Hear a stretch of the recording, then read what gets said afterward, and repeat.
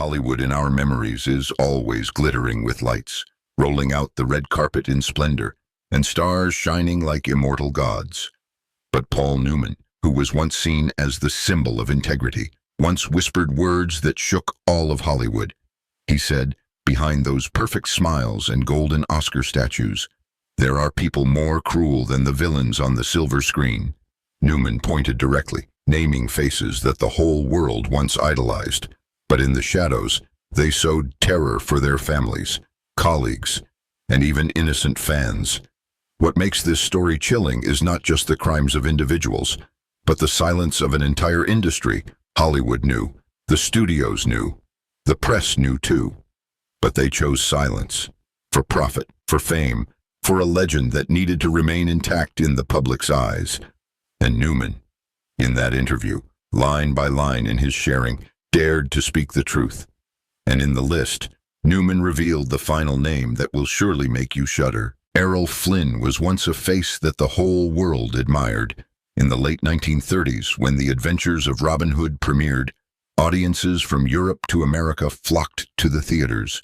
His mischievous smile, sparkling eyes, adventurous demeanor, all turned him into the ideal model. Photoplay at the time called him the man every woman desires, and every man wants to become. But Hollywood always has two sides. On the outside is glamour, on the inside is darkness, and the darkness around Flynn began to thicken in 1942. At that time, the whole United States was shocked because he was brought to court in Los Angeles, accused in relation to two underage girls. The Los Angeles Examiner turned the case into the center of public attention.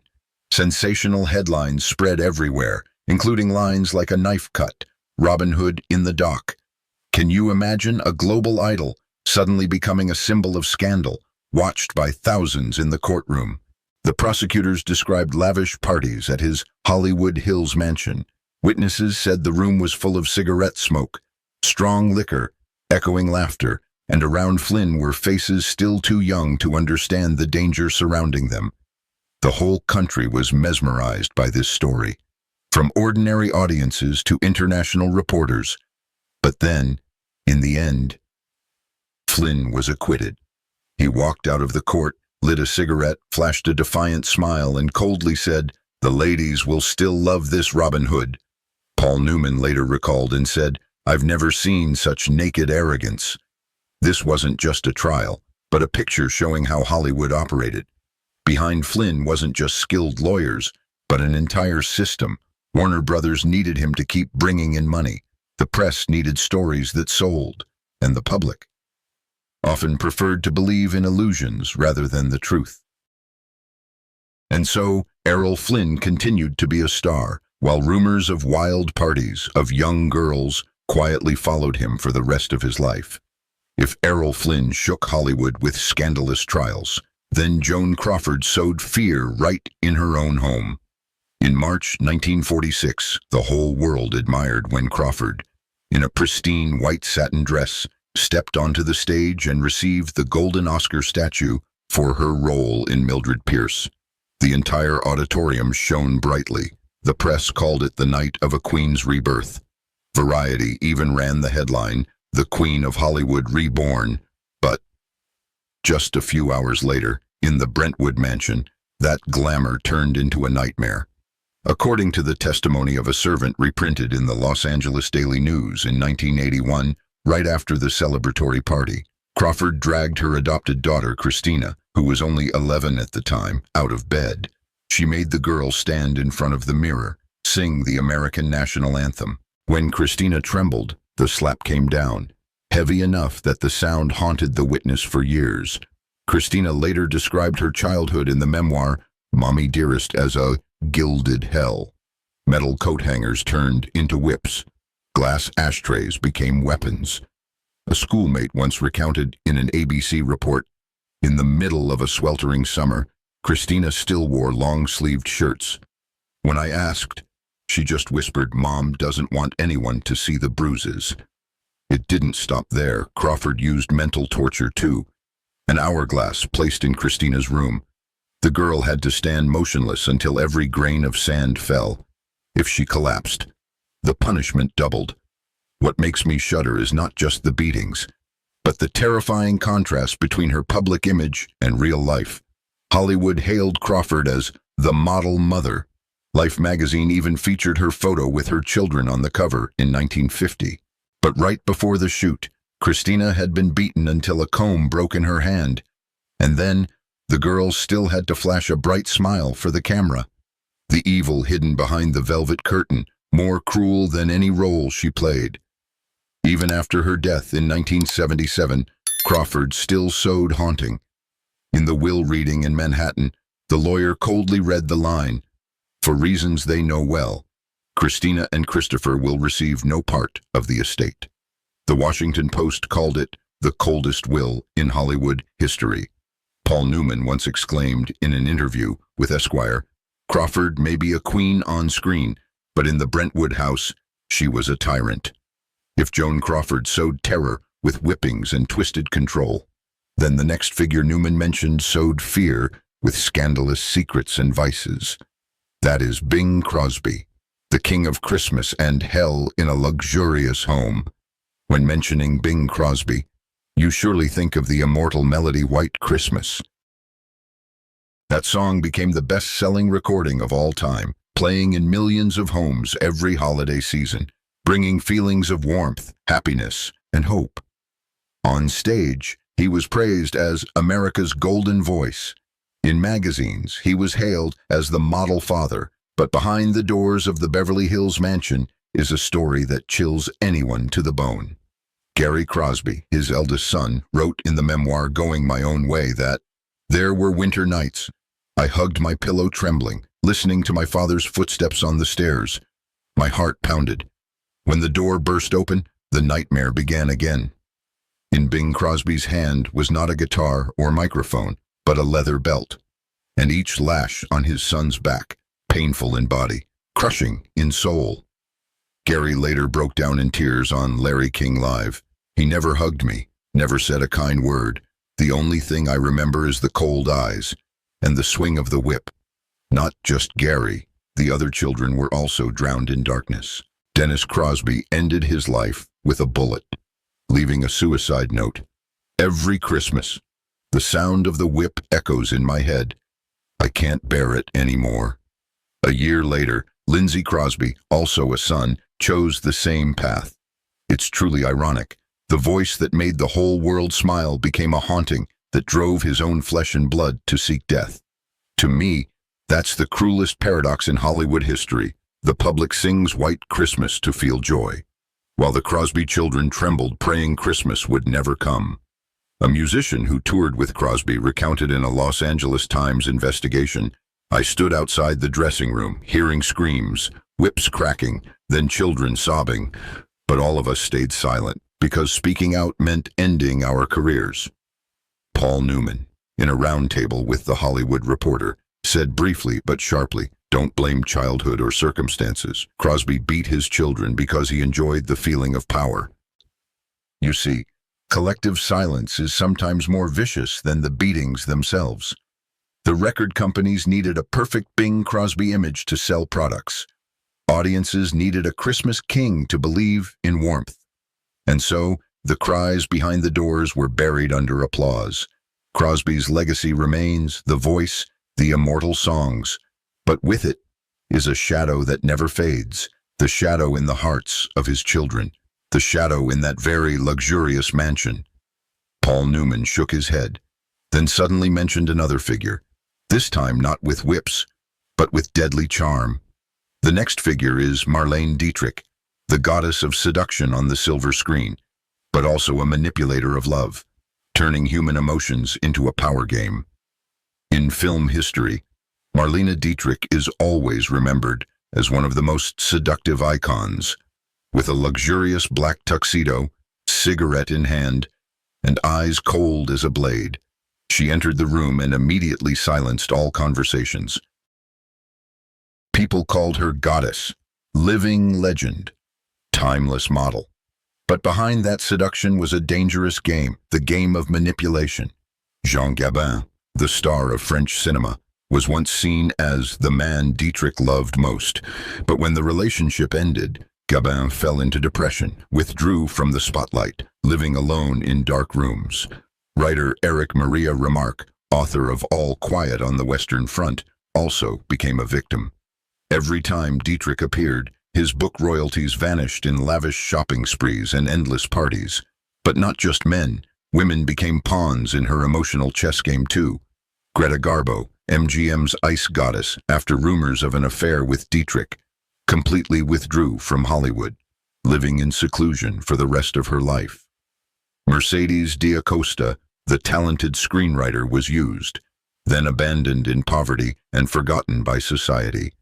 Even Edith Piaf, the voice of France, sank into alcohol and sleeping pills after a brief romance with Dietrich. What makes me shudder is Dietrich's coldness. To her, love wasn't sharing, but a chessboard. Each relationship was a move, a proof of power, then left behind shattered people. Hollywood at the time still honored her as a liberation icon, a woman daring to live true to her desires and passions.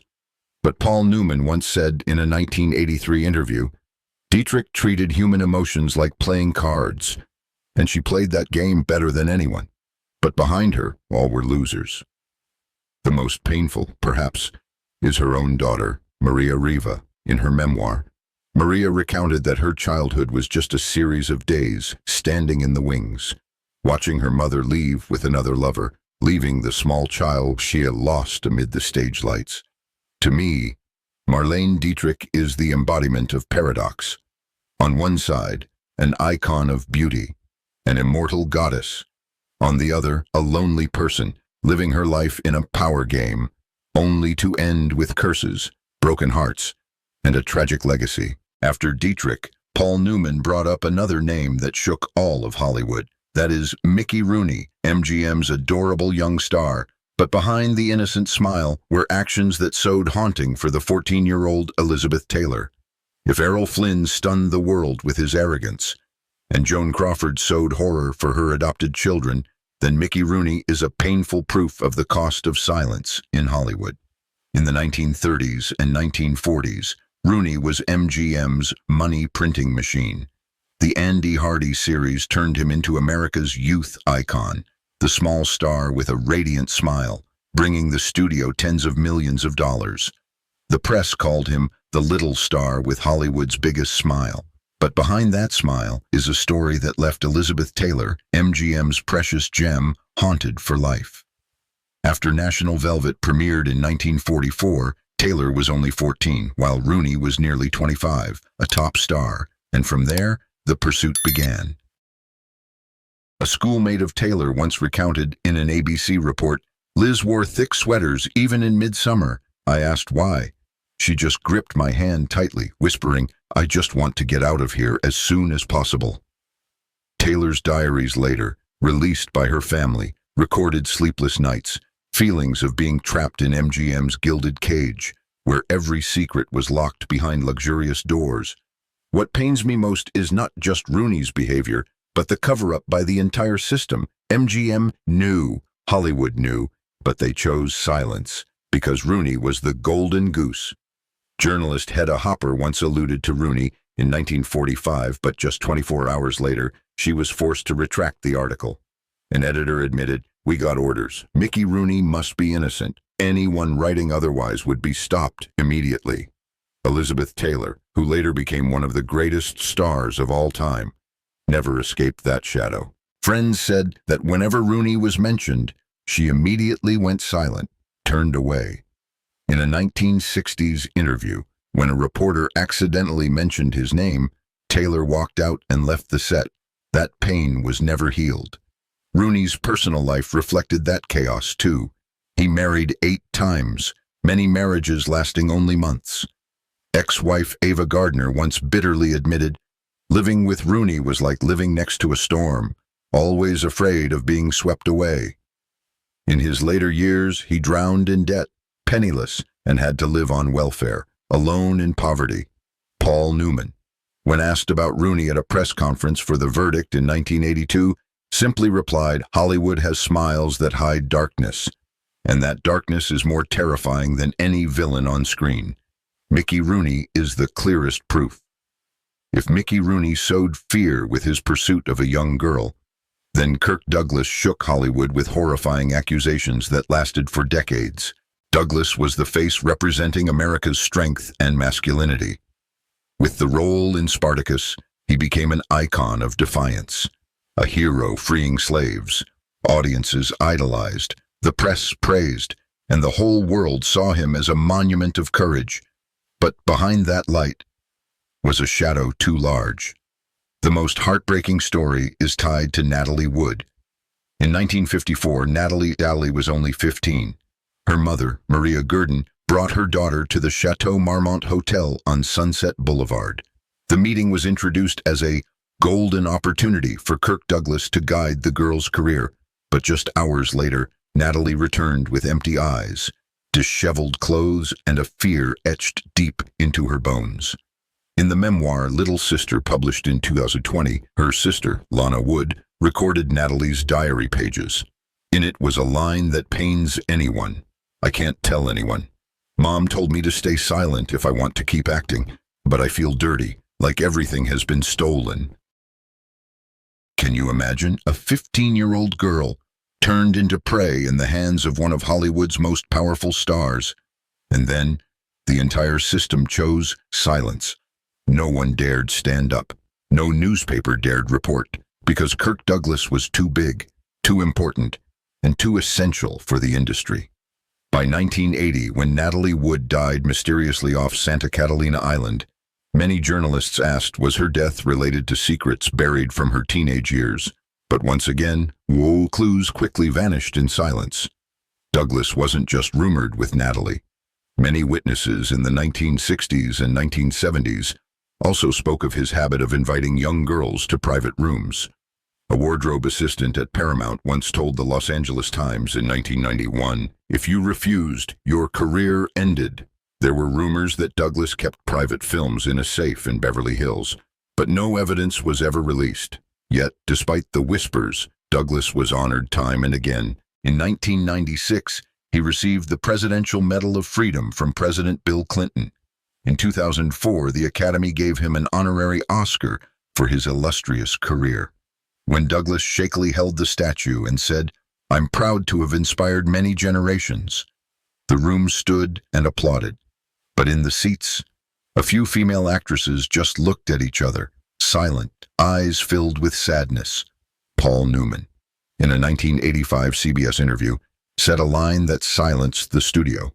"Spartacus may be a hero, but Kirk Douglas never was a hero, at least not to the girls he hunted."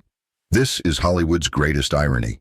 A man hailed as an icon of freedom, while he himself stole the freedom of young girls. Douglas's evil wasn't in committing crimes alone, but in the complicity of an entire system, where fame and money mattered more than justice and truth. If Kirk Douglas was an icon of strength but haunted by terrible rumors, then Wallace Beery was another paradox.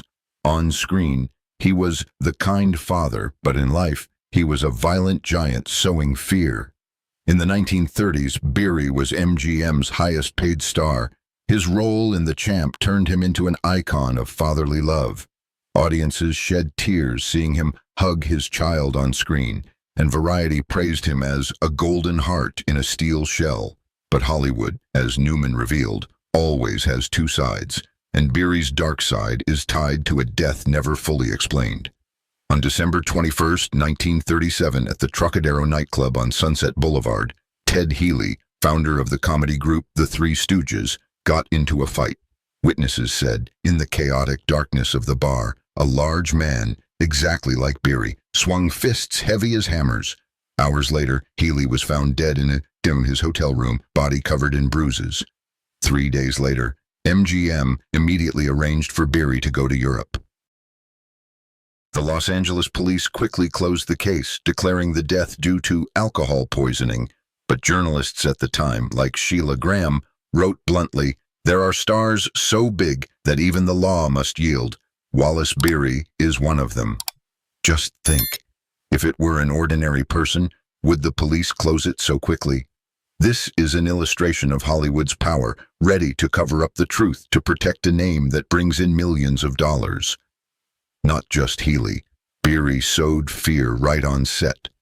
Mickey Rooney once recounted in a 1991 interview, "Beery was big as a bear, and he liked proving it. Once, I messed up a line, and he slapped me so hard I fell over.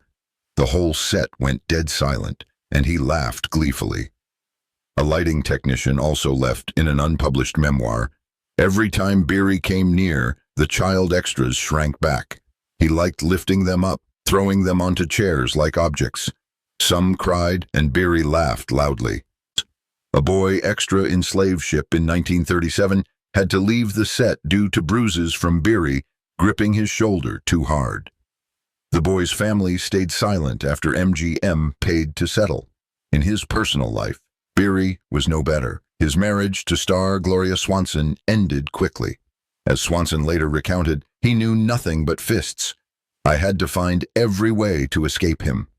Paul Newman, when asked about Beery in a 1981 Esquire interview, furrowed his brow and said, "Hollywood knew everything, but they chose to build legends instead of facing the truth. On screen, he was a warm father. In life, he sowed terror. To me, Wallace Beery is the clearest proof of Hollywood's deceit in the golden era. On one side, teary eyes on screen. On the other, fists and silence bought with money.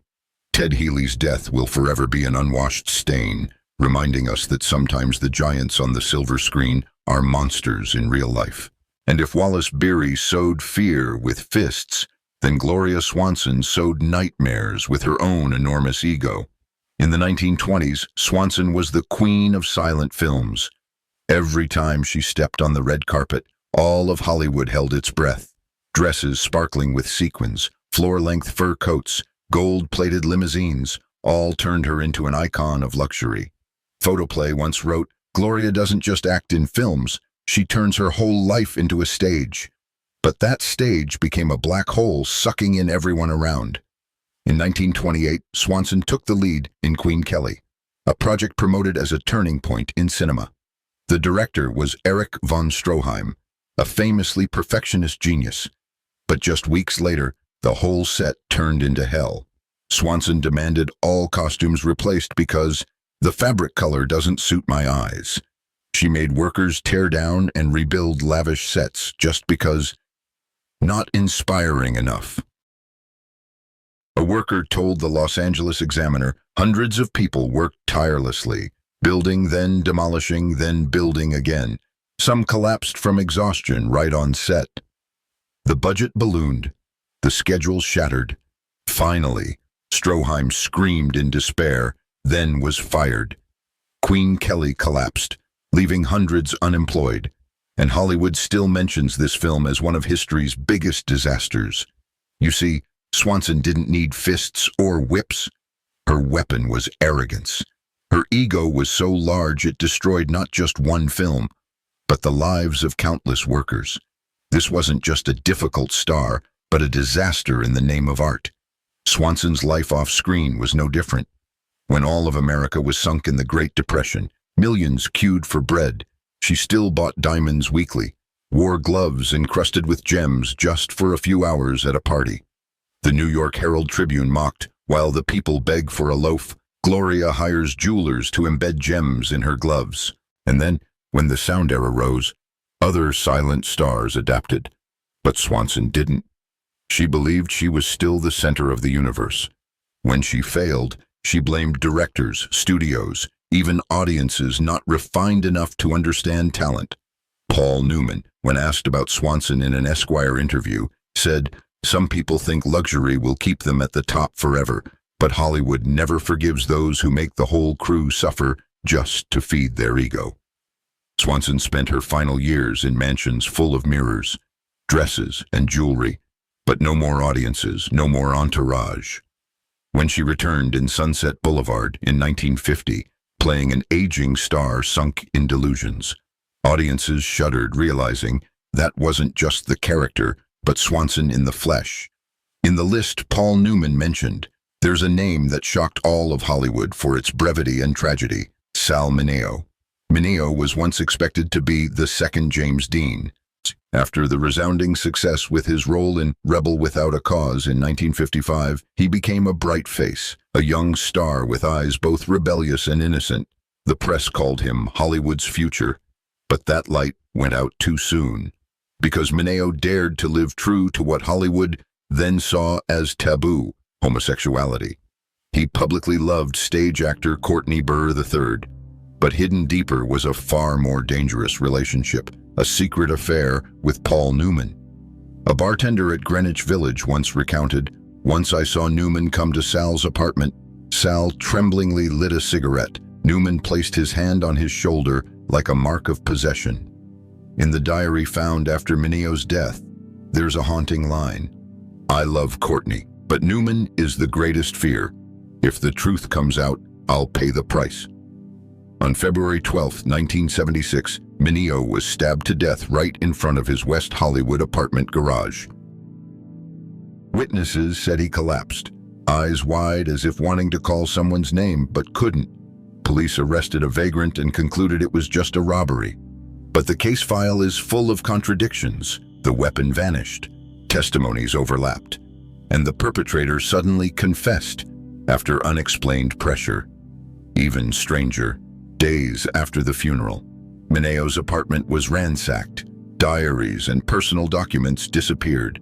The building manager affirmed, "I saw a man in a dark coat, build exactly like Newman, enter that night." Not long after, financial documents leaked. A fund backed by Newman suddenly transferred a large sum to an anonymous account in Los Angeles, coinciding with the case being closed. And most suspicious, the FBI suddenly sealed all files related to Mineo's death. Paul Newman appeared at the funeral, stood silently, avoided the press, then left quickly. In a 60 Minutes interview, when asked about Sal Mineo, he replied, "Hollywood killed him, not with a knife, but with silence." Dear viewers, that answer sounds like an accusation, but some say it's an indirect confession. Was Newman truly just the whistleblower, or was he also part of the power network that silenced the truth? This question remains unanswered to this day. Mineo left at 37, taking secrets that perhaps only Newman knew. And that tragedy left Hollywood a deep wound, that in the glamorous world, those who dare live true, love true, can become victims of cold silence. You see, from Errol Flynn, Joan Crawford, Bing Crosby, Marlene Dietrich, Mickey Rooney, Kirk Douglas, Wallace Beery, Gloria Swanson to Sal Mineo, each name shows a horrifying truth. Hollywood doesn't just produce films, but illusions.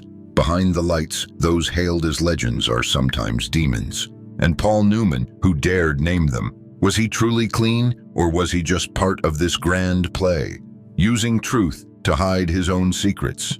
After all we've listened to together, I want to ask you one question. Do these legends still deserve our praise and worship? Leave your thoughts in the comments below, because each perspective, each personal memory, helps us understand more about the true cost of fame. If you find today's story meaningful, don't forget to hit like to support and press subscribe with the bell icon so you don't miss the next episodes, where we'll continue unveiling secrets Hollywood once buried. Share this video with friends or loved ones, especially those who grew up with the light of Hollywood's golden age, because sometimes the truth doesn't just break our hearts, but helps us see the essence of a world once seen as paradise. And remember, behind those perfect smiles and dazzling lights, there may still be shadows never fully told. Thank you for joining. See you in the next episode.